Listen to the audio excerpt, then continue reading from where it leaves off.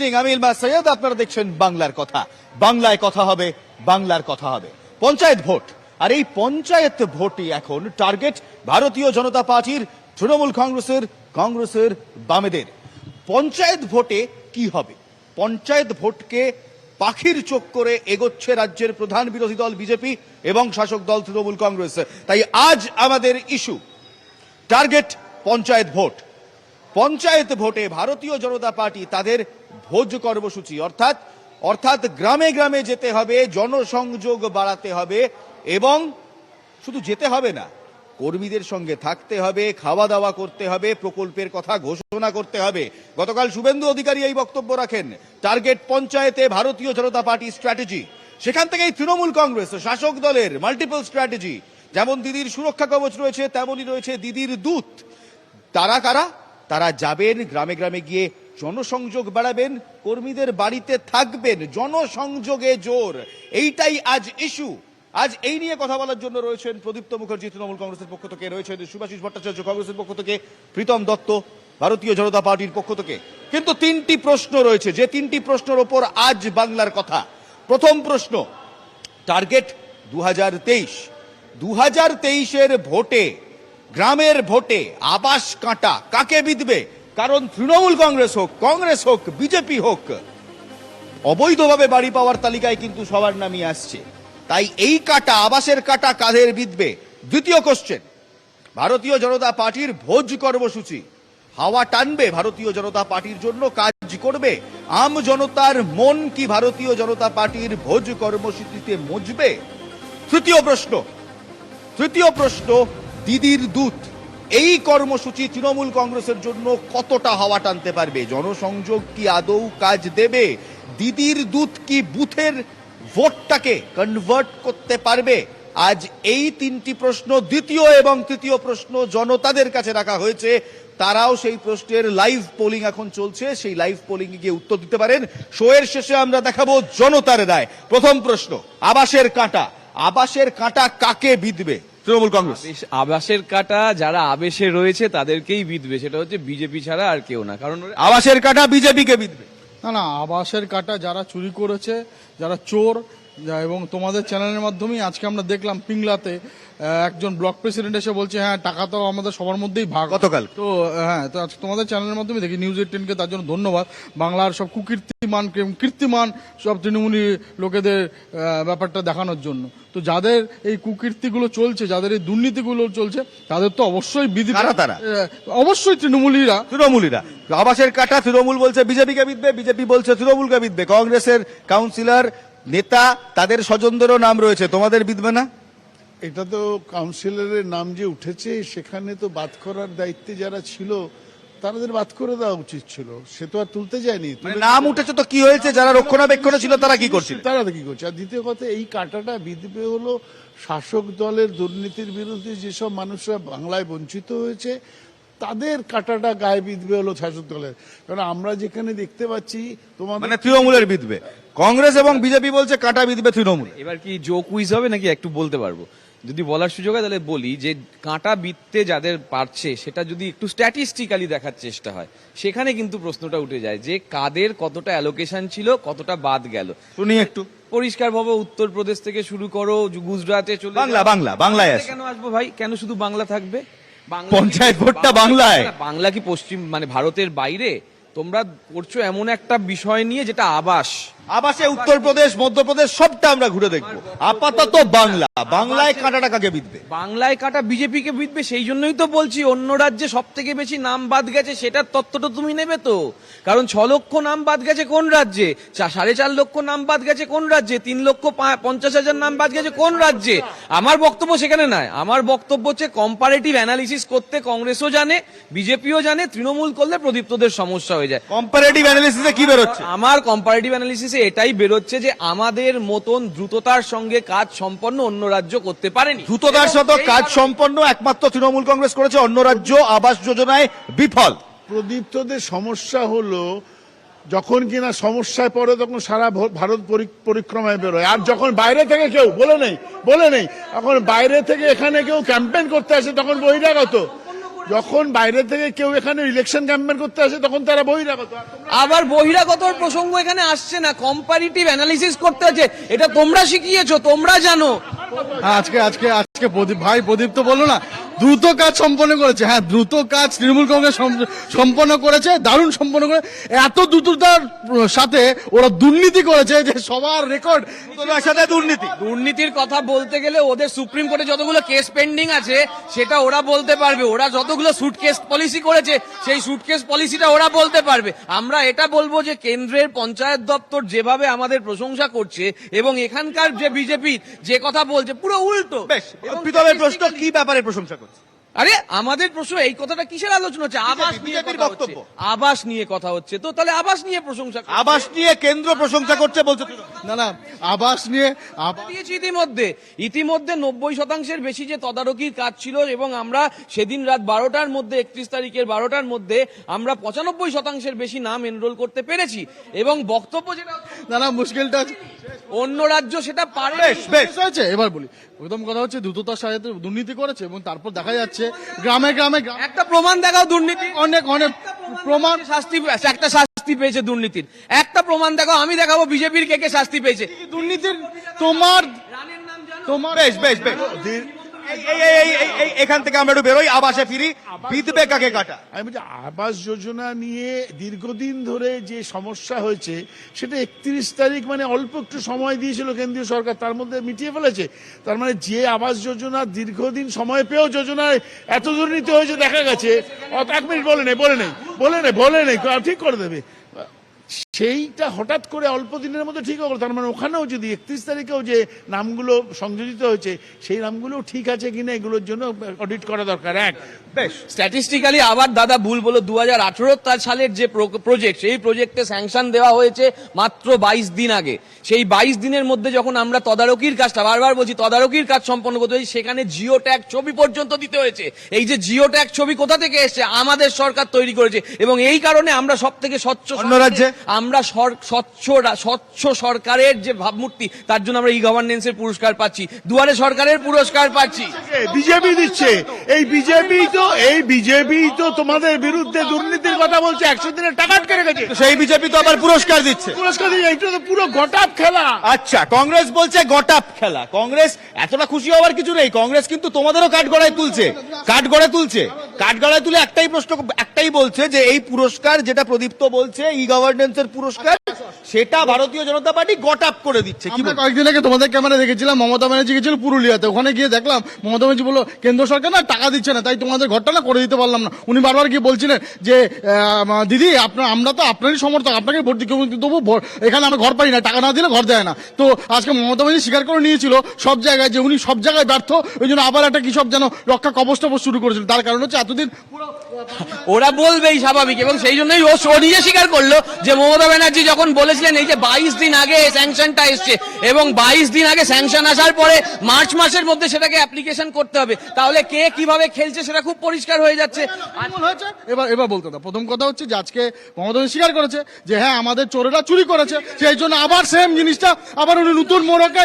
মোদী স্বীকার করেছে যে বাংলা বিজেপি ব্যর্থ, আপকি বার 200 বার পারেনি, সেই জন্য চুরি করা বিধায়ক ছিল তৃণমূলে, সেই চুরি করা বিধায়কের কথা। আপনি একটা অত্যন্ত কন্ট্রোভার্সিয়াল পয়েন্ট তুললেন, গটাপ। কোনটা গটাপ, কি গটাপ? দীর্ঘদিন ধরে আমরা দেখতে পাচ্ছি বিজেপির সাথে তৃণমূলের যে সুন্দর একটা কোঅর্ডিনেশন দীর্ঘদিন ধরে দেখছি। কারণ মমতা ব্যানার্জি তো আরএসএস এর দুর্গা, এবং আরএসএস এর দুর্গা বলে আমরা দেখেছি সারদা কেসে রাজীব কুমারকে আর জিজ্ঞাসাবাদের জন্য সিবিআই ডাকেনি। 59টা বিল রাজ্যসভায় পাস হয়েছে, সেই বিলগুলোর জন্য যে বিরোধিতা রাজ্যসভায় করা উচিত ছিল বিজেপির বিরুদ্ধে, তৃণমূলে যাওয়া উচিত ছিল, সে বাইরে চলে গেছে। আরএসএস এর সঙ্গে ভারতীয় জনতা পার্টিকে গোলাচ্ছেন কেন? ভারতীয় জনতা পার্টির সঙ্গে তৃণমূল কংগ্রেসের যোগসাযোগ দিতে গিয়ে আরএসএস এর আজ থেকে প্রায় 20 বছর আগের একটা কমেন্ট তুলে আনা হচ্ছে।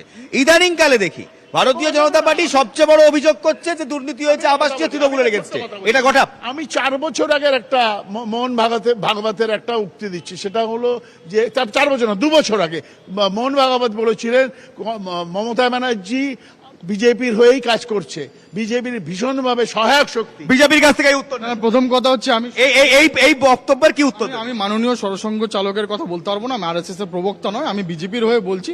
বিজেপির সাথে আরএসএস এর কোনো রকম সম্পর্ক নেই। হ্যাঁ, আমরা বিচারধারায় সেম বিচারধারা বিজেপি হলো, আরএসএস হলো মাস্টার মাইন্ড, বিজেপি আরএসএস হলো বিজেপি। দাদা আমরা টপিকে ফিরি। আবাস টপিকটা হচ্ছে আবাস থেকে শুরু করে চাকরি থেকে টপিকটা হচ্ছে আবাস এবং এই ই গভর্নেন্স পঞ্চায়েত নিয়ে কংগ্রেস বলছে কোন রকম গটা প্রয়োজন। আমাকে ফট করে সরিয়ে দিলে হবে না, না সরিয়ে দিলে হবে না। ইলমাস, প্রথম কথা হচ্ছে আমরা বাঙালিদেরকেও ভারতবর্ষের প্রত্যেকটা নাগরিককে, ভারতবর্ষের নাগরিক তো, সেই জন্য প্রত্যেক সুবিধা পায়। সেই জন্য নরেন্দ্র মোদী কোনো ভোট ব্যাংক পলিটিক্স করে না। এখানেও প্রত্যেক নাগরিকের মতো প্রত্যেকে আবার Narendra Modi vote bank politics করেন না, এটা মানা যায় একটা প্রধানমন্ত্রী? আপনি বলুন, কাউন্টার করুন। বলছি, এইটা কি কেউ বিশ্বাস করবে যে ভোট ব্যাংক পলিটিক্স করে না একটা প্রধানমন্ত্রী, একটা দলের নেতা? বা আমরা সবাই ভোটের জন্য, আপনারাও করেছেন।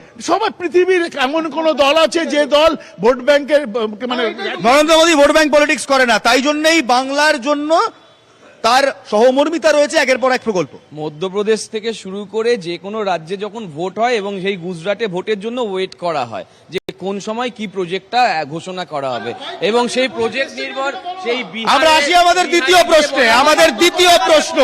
ভারতীয় জনতা পার্টির এই পঞ্চায়েত নির্বাচনকে সামনে রেখে ভোজ কর্মসূচিতে মন মজবে আমজনতার?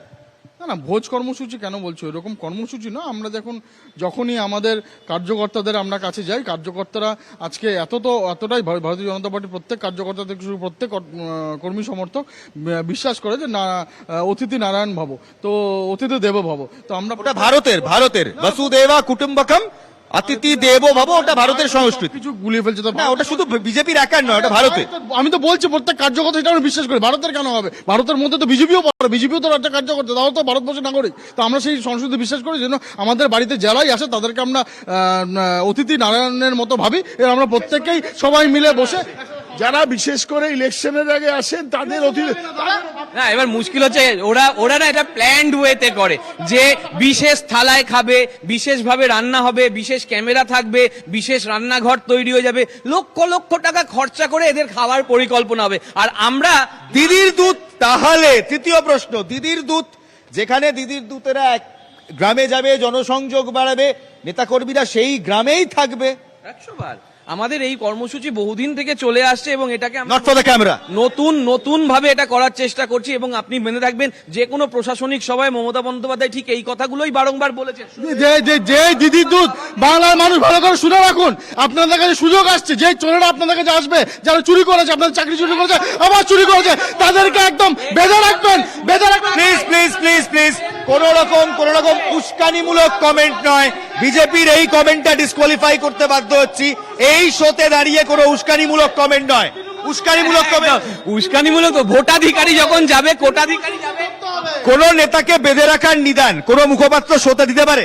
না, আমি একটা কথাই বলি, তুমি এই নিদান এই শোতে দিতে পারো না। দীর্ঘ 11 বছরে যে ধরনের দুর্নীতি, দীর্ঘ তৃণমূলের শাসনে 11 বছরে যে ধরনের দুর্নীতি হয়েছে, তাতে যদি তারা মনে করে তাদের পাত পেড়ে খাওয়াবে, এগুলো তো ঘাস হারানোর ব্যবস্থা হচ্ছে। ঘরে ঘাস হারানোর ব্যবস্থা 21 সালের আগে 18 সাল থেকে শুনে আসছি, তারপরেও কংগ্রেসের সারলো না। এবং যারা দুর্নীতির কথা বলে তারা সব থেকে দুর্নীতিগ্রস্ত রক্তে রাঙা মানুষদের সঙ্গে।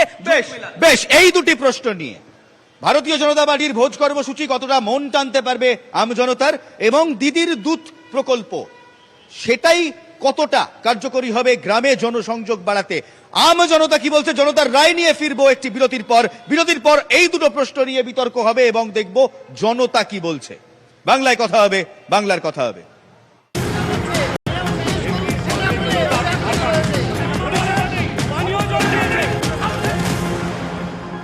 প্রসঙ্গ ভারতীয় জনতা পার্টির ভোজ কর্মসূচিতে জনসাধারণের মন মজবে। ওই যে বললাম, ভোজ কর্মসূচি আমরা সেই 18 সাল থেকে দেখে যাচ্ছি। এত খাচ্ছে মোটা ভাইরা যে আলাদা করে প্ল্যানিং করতে হচ্ছে, প্যান্ডেল খাটাতে হচ্ছে, লোক ডাকতে হচ্ছে, ক্যামেরা ডাকতে হচ্ছে, ডেকে বলতে হচ্ছে ভাই আমি এই পয়সা দিচ্ছি তুমি খেয়ে নাও, তারপর তাদের নামও জানতে পারছে। অল ফর দ্য ক্যামেরা, সত্যি সবটাই ক্যামেরার জন্য, পুরো গ্যালারি শো হচ্ছে এগুলো, gallery show. Populous politics. Absolutely, কারণ যে মানুষটা সত্যি সত্যি ভেবেছিল যে পশ্চিমবঙ্গকে অন্যভাবে তৈরি করবে, সেই মানুষটা দুর্নীতিতে গলা অব্দি ঢুকে গেছে, তার নাম মমতা বন্দ্যোপাধ্যায়। সে যেভাবে নিদানি দিক না কেন, যে কবজি তৈরি করুক না কেন, তবে ভোজ কর্মসূচি তো ভারতীয় জনতা পার্টির, আমি বলছি ভারতীয় জনতা পার্টি করুক আর যাই করুক, সারা ভারতবর্ষের শাসন দেখে এখানে মমতা বন্দ্যোপাধ্যায় এলো কোথা আমি থেকে? বলছি ভারতবর্ষের শাসন দেখে যেমন জনগণ মানে তাড়িয়ে দেবে, যে মানে দ্রব্যমূল্য বৃদ্ধি থেকে আরম্ভ করে কুশাসন, অ্যাবসলিউটলি, যে জিএসটি থেকে আরম্ভ করে সমস্ত মুড়িতে পর্যন্ত জিএসটি লাগিয়ে দিয়েছে, গরিব মানুষরা মুড়ি খেয়ে থাকবে, সেইটার মধ্যে জিএসটি বসিয়েছে। এদের শাসনে কাজ হবে না এবং বাড়িতে গিয়েও কাজ হবে না। আবার মমতা মানে যে 11 বছর দেখানোর পর এখন বলতে হচ্ছে কোনো ঘরে গিয়ে ঘরে পড়ে থাকো, খাওয়া দাওয়া করো। এখন কেন বলতে হচ্ছে? না, এখন এরা আমাদের যেটা বলতে হচ্ছে সেটা হচ্ছে সুরক্ষা কবচ। আমরা মানুষের কাছে এই সুরক্ষা নিয়ে যাওয়ার সঙ্গে সঙ্গে আমি একটা কথা অ্যাড করতে চাইছি পার্সোনালি। বিজেপি গেলে ওরা যেমন বলছে বেঁধে রাখার কথা চোরেদের, আমি বলবো সেটা তো মেজদার ক্ষেত্রে হবেই, হয়তো অন্য কোনো বিজেপি মেজদাকে? মেজদা মানে ভোটাধিকারী শুভেন্দু অধিকারী, নাম করে বলছি, যেটা 6 নম্বর মুরলীধর লাইন থেকে দেখানো হয়েছিল ভিডিও করে যে ও টাকা চুরি করছে। ফলে ওরকম লোকদের ধরা হোক, আমিও চাই ধরা হোক, আমিও চাই ধরা হোক। শুধু লাস্ট কথা বলে দেবো, আমি যে হোক, তৃণমূল কেন, যে হোক তার ক্ষেত্রেই হোক, আমি শুধু একটা কথা বলবো যে যখনই বিজেপির লোকেরা যাবে আপনারা জয় শ্রীরাম অবশ্যই বলবেন, এবং বলবেন গ্যাসের দাম কি 600 হলো? মূল্য বৃদ্ধিকে হাতিয়ার করছে। পঞ্চায়েত ভোটে একেবারে গ্রাসরুট লেভেলের ইস্যু হয়, যেখানে উজালা গ্যাস যোজনার কথা আসবে, অন্ন যোজনার কথা আসবে, নিশ্চয়ই আবাস যোজনার কথা আসবে। কংগ্রেস বলছে populous politics, all for the gallery. Trinamool Congress বলছে পুরো লোক দেখানো ফটোশুট এই ভোজ কর্মসূচি। কি কাউন্টার? প্রথম কথা হচ্ছে যে আমাদের ভোজ কর্মসূচি বলে কিছু নেই, ইলমাস ভুল বলছে। আমাদের কর্মসূচি হচ্ছে বাড়ি বাড়িতে যাওয়া, সেখানে খাওয়া দাওয়া করা। সেখানে সবাই মিলে কারো বাড়িতে গেলে, এটা বাংলার রীতিনীতিতে আছে, হ্যাঁ, যে কেউ কারো বাড়িতে গেলে কিছু খাওয়া দাওয়া দেয়, আমরাও দিই, ইলমাসও দেয়। তো সুতরাং এই কর্মসূচি আমরা হচ্ছে বাড়িতে বাড়িতে যাওয়ার কর্মসূচি। আর সেকেন্ড হচ্ছে যে দেখুন আমরা যাই করি, আমরা যাই করি what Bengal things today, India things tomorrow, একটা গোখলের কথা ছিল, আজকে এটা হয়ে গেছে what BJP do and other party do it again and again. তো আমরা যাই করি, যাই কর্মসূচি নেব, তাই কর্মসূচি অন্যান্য পার্টিকে ফলো করতে হয়। অর্থাৎ দিদির দুধ ওদের কর্মসূচি। এটার থেকে হাস্যকর আর কিছু হয় না। তার কারণ লক্ষ্মীর ভান্ডার কর্মসূচি আমাদের, তাকে ফলো করছে ওরা। দুয়ারে রেশন কর্মসূচি আমাদের, ওদের বিজেপির ভোট ম্যানিফেস্টো গুজরাটে সেটা চলে যাচ্ছে। আমরা যে কর্মসূচি নিয়েছি গুড গভর্নেন্সের জন্য, মানুষের কাছে পৌঁছানোর জন্য, সেই কর্মসূচি যখন পরবর্তীকালে 21 সালের পরবর্তীকালে যে রাজ্য হচ্ছে মিলিয়ে নেবেন, আমার কথায় বিশ্বাস করতে হবে না। যারা গুজরাটি ভাষা জানেন বা ইংরেজি ভাষা জানেন তারা গুজরাটের ম্যানিফেস্টো দেখে নেবেন, মধ্যপ্রদেশের ম্যানিফেস্টো দেখুন। আমার বক্তব্য খুব পরিষ্কার যে ভোজবাজিতে বিজেপি এমন অভ্যস্ত, ভোজ নয় ভোজবাজি বলছে তৃণমূল। না, আমাদের কার্যকর্তারা তারা উপার্জন করে এবং পরিশ্রম করে উপার্জন করে। আমরা গেলে সবাই মিলে কার্যকর্তাদের সাথে খাই, সেটা আলাদা ব্যাপার। কিন্তু কথাটা হচ্ছে তার জন্য আমাদের চাল চুরি করতে হয় না, ট্রিপল চুরি করতে হয় না, ওষুধ চুরি করতে হয় না। যদি যখনই আপনার এই কেমন কিসব যেন ভূত টুতরা আপনাদের বাড়িতে যাবে, আপনারা কিন্তু খুব ভালো বুঝে টুঝে নেবেন। আর একটা কথা হচ্ছে ভারতীয় জনতা পার্টি, আমার না হাসি পায় বারবার, দুর্নীতি, ওদের বক্তব্য দুর্নীতি। কোর্ট নির্ভর রাজনীতি করতে করতে এরা ভুলেই যাচ্ছে যে কোর্টের উপর ভরসা রাখতে পারছে না। একবার বলছে কোর্টের কাছে যাবে, একবার বলছে যে আপনারা বেঁধে রাখবেন, একবার বলছেন যে আপনারা প্লিজ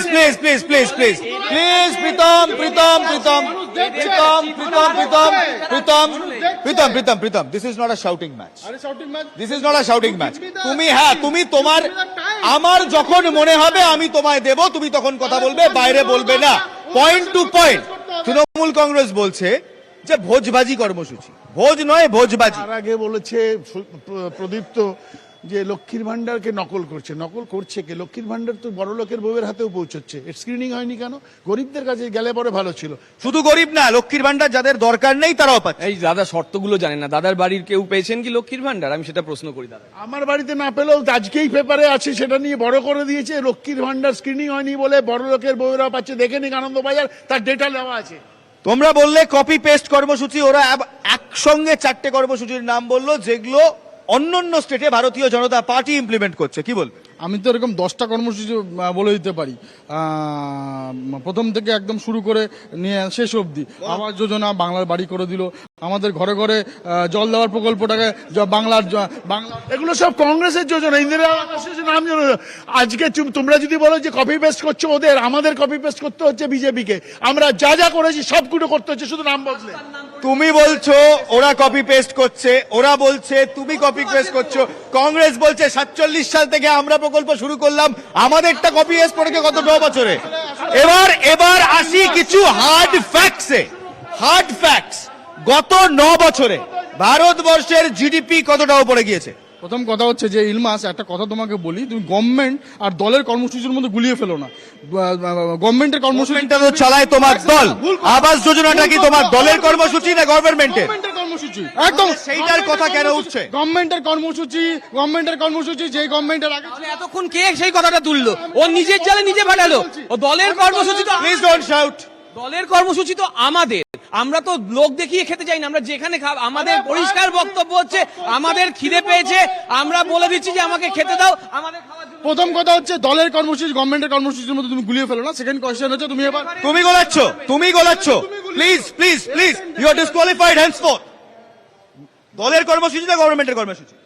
আচ্ছা, দলের কর্মসূচি আর গভর্নমেন্টের কর্মসূচি তেমন কোনো ফারাক বিজেপি রেখে? আবাস যোজনা কার কর্মসূচি, দলের না গভর্নমেন্ট? গভর্নমেন্টের। আবাস যোজনার প্রসঙ্গ কোথা থেকে এলো?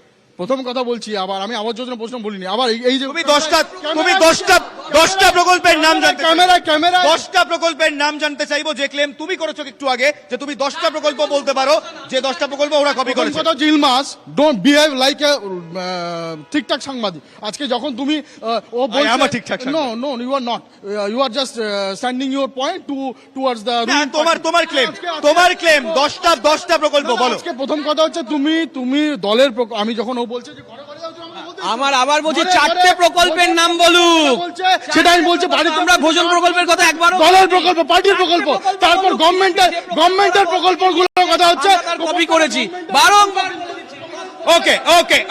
ওকে ওয়ান সেকেন্ড প্লিজ, সাইলেন্স।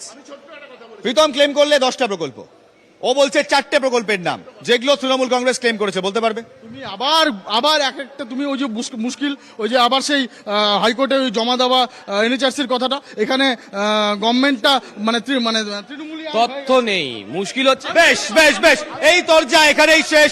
দেখা হবে আগামীকাল ঠিক বিকেল 5টায়। বাংলায় কথা হবে, বাংলার কথা হবে।